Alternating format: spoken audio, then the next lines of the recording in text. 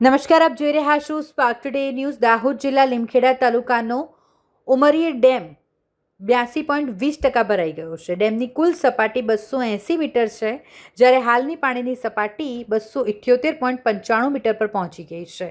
Dam સંપૂર્ણ ભરાવાથી માત્ર 1.5 metre બાકી હોવાથી તંત્ર દ્વારા વિશેષ સાવચેતી રાખવામાં આવી રહી છે. હાલ ડેમમાં 294 ક્યુસેક પાણીની આવક ચાલુ છે. ભારે વરસાદની આગાહીને પગલે Umaria dam high alert stage પર મૂકવામાં આવ્યો છે. લીમખેડાની હડફ નદી બે કાંઠે વહેતી થઈ છે.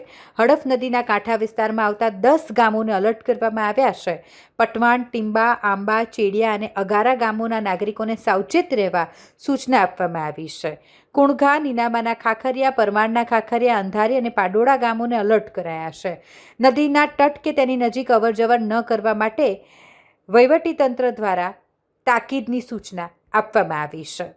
આજે 1 ઓગસ્ટ 2026 સવારના 8 વાગ્યાની સ્થિતિએ ઉમરિયા ડેમ લગભગ 82% પ્લસ ભરાઈ ગયેલ છે, જેના કારણે જે અસરગ્રસ્ત 10 ગામો છે લીમખેડા તાલુકાના, તેના તમામ સરપંચો તથા તલાટીકમ મંત્રીશ્રીઓને અત્રેથી સૂચના આપવામાં આવી છે. તેમજ જે નદીના પટમાં નીચાણવાળા વિસ્તારમાં જે ગ્રામજનો રહે છે તેઓને પણ સાવચેત રહેવા અત્યારે સૂચના આપવામાં આવી છે.